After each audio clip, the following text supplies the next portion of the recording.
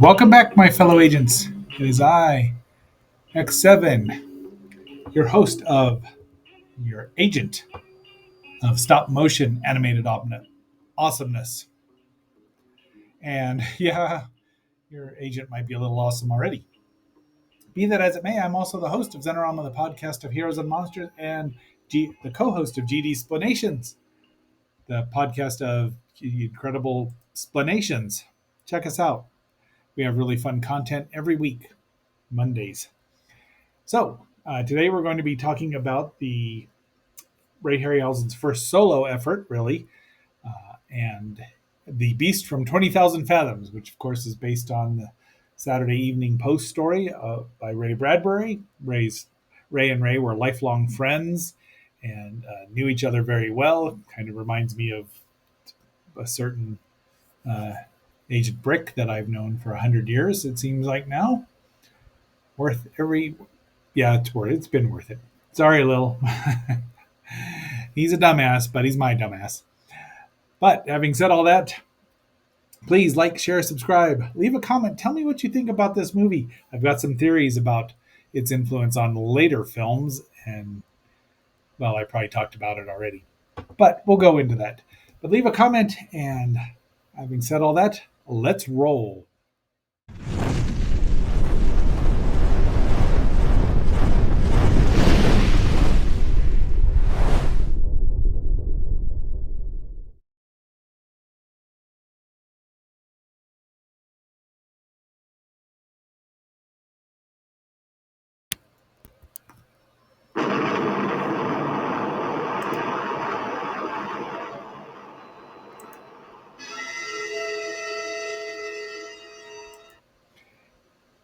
So we start out not really with a bang, but right away with some good, very nice.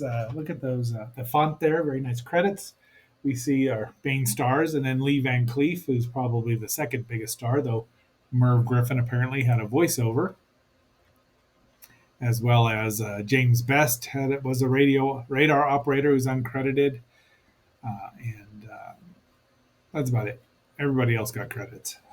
So screenplay by these guys, and that guy at the bottom with technical effects. Special effects guy got credited for a different person, which is interesting. And then Eugene Laurie, who would go on to do The Giant Behemoth, which we've already talked about, and Gorgo, among other things. But as far as our particular the genre, our fans would probably be the fans of these movies would know were those three, the big three. Generally, almost the same movie, except for Gorgo. I mean, Gorgo is a little different, and we'll get to Gorgo, promise.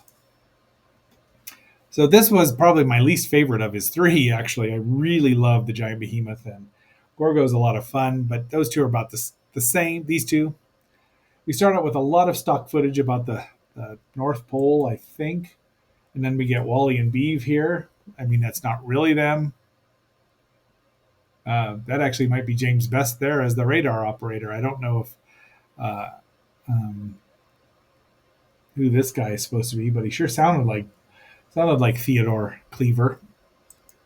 And there's some more stock footage, and now we're on to a set in front of stock footage and they're getting ready to explode an atomic bomb. Now, why would you do that in the North Pole? That doesn't even was it the North Pole? Let's find out. Yeah, the Arctic Circle. That doesn't make any sense at all, but yeah. So this was the movie was released in June of 1953. I believe the Ray and Diana Harryhausen Foundation stated it was the 12th or 13th or 14th, one of the last 3 days. But that's why I'm doing it today.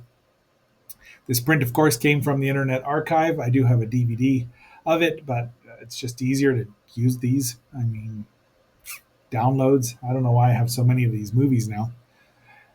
We get a lot more stock footage, and then back to Wally and Beebe. Yep, that's James Best right there, Sheriff Roscoe P. Coltrane himself. And they're not sure that they saw a blip and then it went away. And we saw what we saw when we saw it.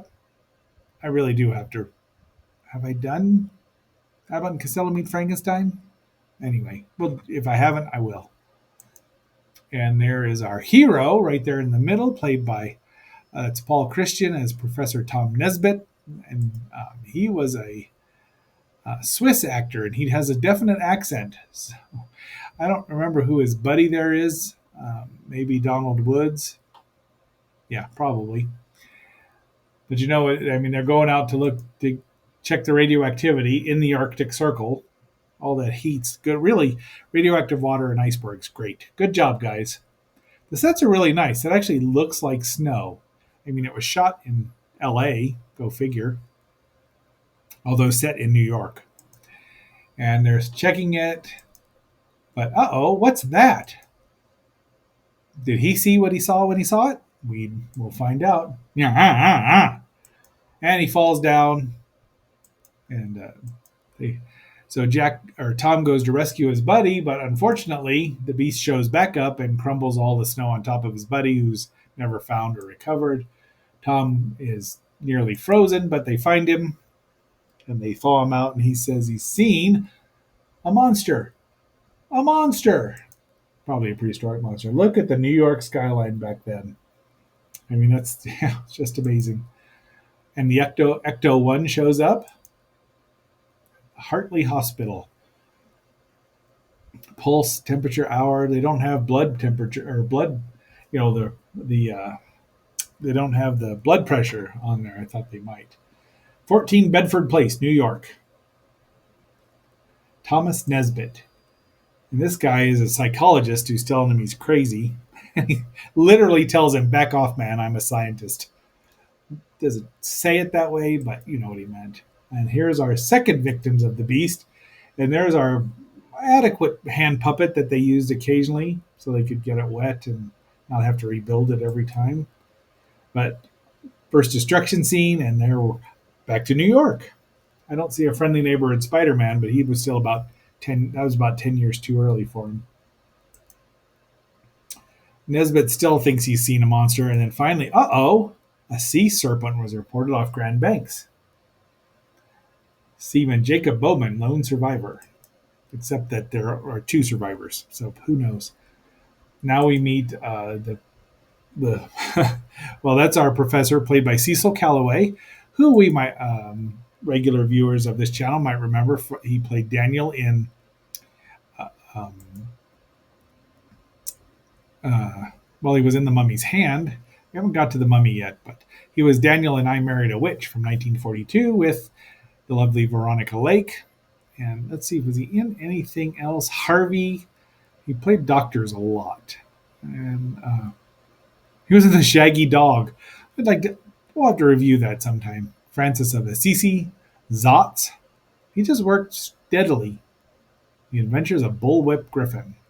I don't think I've seen that. Also, he was in Perry Mason. I know, Sven. Cue the theme. But Nesbitt goes to him to say, could this have happened? And he's like, tut, tut, tut, that couldn't happen. But then we meet his assistant, who's a doctor in her own right, Lee Hunter, played by Paula Raymond. And she was in many things, probably. The Blood of Dracula's Castle, The City That Never Sleeps, Television, M Squad, Peter Gunn, Have Gun Will Travel. I'd be willing to bet she was in Perry Mason. See if she was in Blondie's Secret. King Richard and the Crusaders as Queen Berengaria. Hand of Death. Oh, jeez. She was in Hand of Death. Wow, that's pretty much it. Doesn't say television too much except for Have Gun Will Travel and Maverick. I'd be willing to bet she showed up on Perry Mason. All right, and so then they hear about another sea monster attack, but that's literally what the DJ said on that old-timey radio there, as we used to call it. So he meets back up with Paula comes to see him, or Dr. Hunter comes to see him, and they're going over all the pictures of dinosaurs and other prehistoric animals. He's dumb. For a scientist, you'd think he'd know that there were more prehistoric animals than one. And she's all, we haven't even, I mean, literally, I would be in love with her. I don't blame him. And that she's a doctor of paleontology. He doesn't have an answer for that. But finally, dun dun dun, that's their uh, introduction to the Rhedosaurus as it's known now. A made up name completely. It's not a real dinosaur or any other prehistoric animal, though it looks more like uh, um, you know, a what do you call the damn things? Rausuchian, which is, let's look here. Let's click on that. Yeah, they're paraphyletic group of mostly large and carnivorous Triassic archosaurs. Pseudosuchia, crocodilians, yeah, it moves like a crocodile. Ray obviously based it on a crocodile. You can tell, much like his dragon later on. They move exactly the same way. The dragon from Seven Voyages Sinbad. Zutalors, which means, golly gosh darn it. They don't use it that much more, but I just thought it was funny. I did look it up, by the way. And they have a little more jibber jabber here, and they're falling in love. Ah, that's you can hear a little. I say there are things better left unsolved. He's not wrong. Who knows what waits for us in nature's no man's land? Well, we do. The trailer will be at the end. So here's our nice little Canadian town, eh? How's it going? And that's the Maquette Times Weekly. And they send him over to this guy who he doesn't sound quite as Canadian as the French guy, the French captain they talk to, but they talk him into going back to the States and seeing if he can identify the same creature. And the professor's going on vacation, so we know what's going to happen to him. I mean, it probably wasn't such a cliche back in 1953, but it was. I mean, it became one. She's packing up his books. There he is looking at this pseudo sauropodomorph thing that's been worked on. This guy wasn't back there the whole time. And he picks out the same picture. And he saw what he saw when he saw it. And so they make the call. He's like, just look out. Let me know if you hear of anything else. And now we have the lighthouse. It's such a moody and atmospheric scene. He's not really singing it, but But it gets attacked. Dun dun dun. And the foghorn really bothered the beast. Now, in the book, or the short story, The Foghorn by Bradbury, it's a sea monster. It's more of a plesiosaur or again, a sauropodomorph from the bottom of the ocean. It's lonely. It thinks it's a mating call. And there's our puppet, and it destroys it. So this is pretty much the whole foghorn right there. It's a good story. It's melancholy, but I enjoyed it. I remember reading it and thinking, I think I know what this is. And I did. And now they're at the opera. And there's a woman here in the background here. It looks like she's trying to peer over old Mr. Nesbit, or Dr. Nesbit. He says he's a scientist. And Lee looks like she's just as bored as everybody else. But there they are dancing and prancing. And they get to spy. And she's reading what it says. And they get to leave. And both of them are ready to go. So off they go. And the professor's telling them this is where it is. So off they go. And this is the most. Maybe that's what diving bells look like. That is stock footage again, so it almost looks the same. In they go, and it had to be cramped, but it looks very spacious. They drink and eat and laugh and they watch an octopus fight a shark, which is unpleasant for me to watch since I love octopi. And then the beast eats both of them, and then it eats the whole diving bell. And she's like, "Are you there? Are you there?" And nope. The new petitions against tax. Home sales increase while property growing in demand. Even in 1953, some things never change. 72 years ago. So they're having she's like all teary, but then the beast shows up in New York on the docks, and these are like derp derp derp. I mean, and then you start realizing this is the first Ray figured out how to drop things into real life. 2 plates, the dynamation, if you will. Apparently, the beast was supposed to snort flames, and you see it on some of the posters, but it does not in the movie. So this is the first time a radioactive prehistoric monster has attacked a major metropolitan area. 1 year later, well, both a radioactive octopus and in Japan, in Tokyo, Godzilla would come ashore. So I have theories about that. I'm sure that the Beast did have a huge influence, but Eiji Tsuburaya himself was a huge fan of King Kong, and Godzilla is far more representative of the Kong movie than it is of this one. This is just an animal who needs to be dealt with. Godzilla was more than an animal and became very much more than an animal. Kaiju are strange, mysterious creatures. The Rhedosaurus is just something that they, have to deal with. But anyway, be that as it may, let's look at the amazing effects here where he's spliced him right in between two real life shots of New York, the plates of New York, which I'm assuming it was shot there, though most of it. There's our police officer who's brave and shoots him with a gun and gets chopped, and and stamped, and the cars are stamped. And again, that's the city. I mean, that really gives this a sense of, he was able to do that. Ray was a genius. I mean, aside from being an artist, he was a genius. I mean, more police, and there it is. Real people running down real streets in real New York. So I just like this sequence here where he doesn't get to do a lot of destruction. Pardon me, simply because it was Ray had to animate all of the destruction.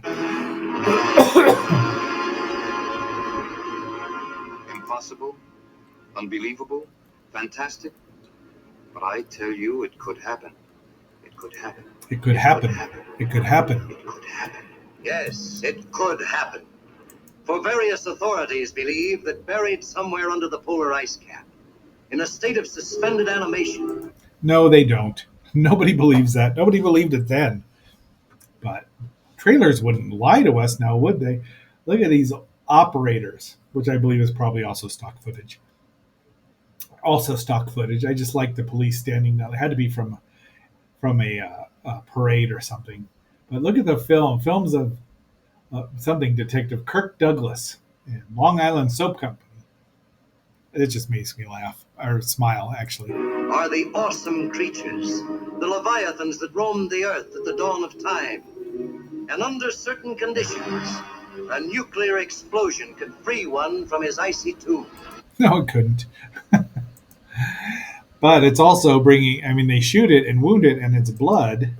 Again, this is shot in the dark. Look at how, I just love these stop motion animated lights.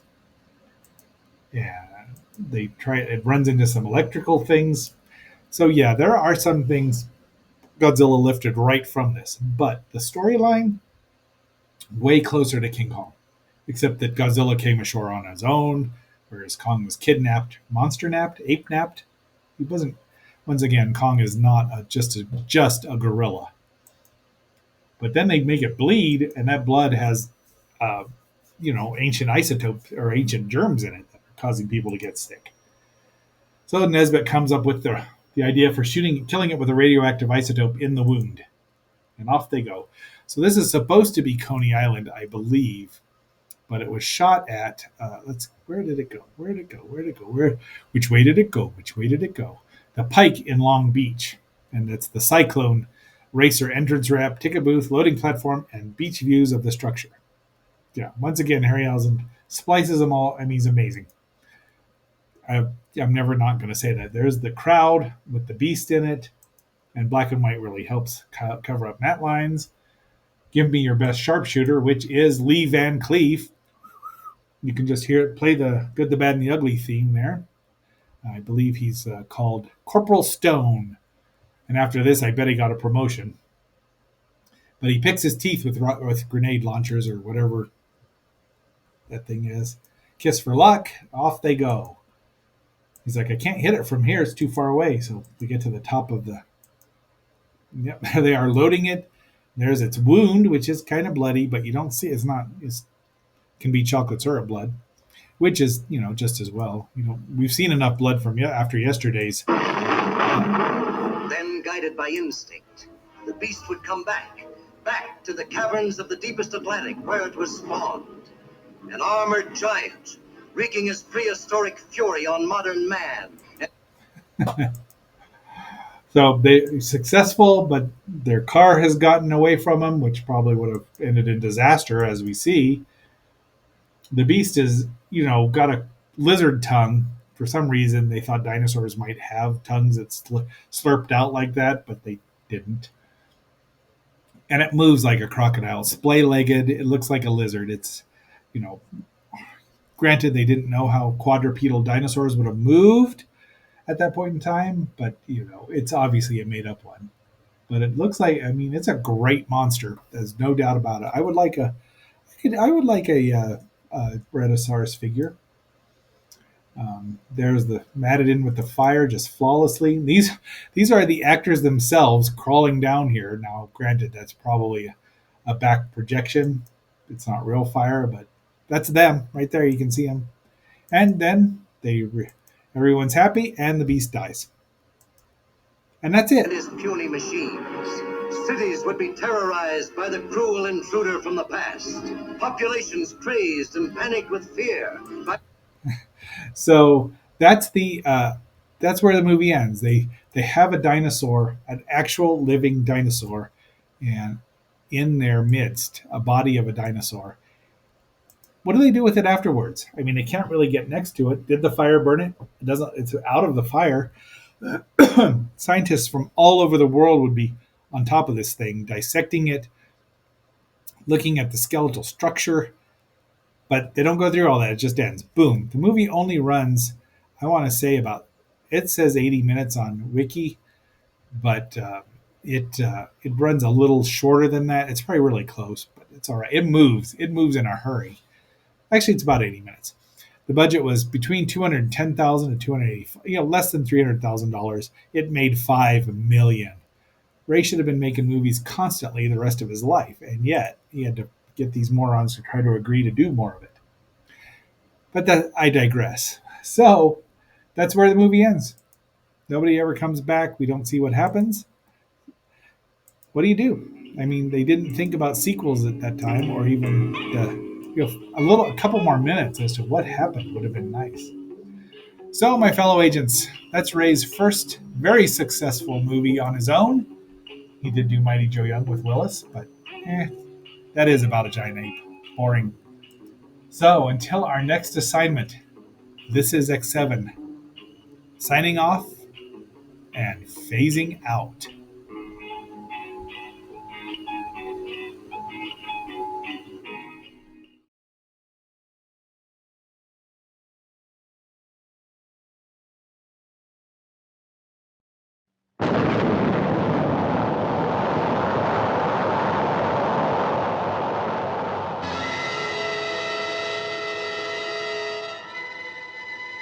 I say there are things better left unsolved. Who knows what waits for us in nature's no man's land?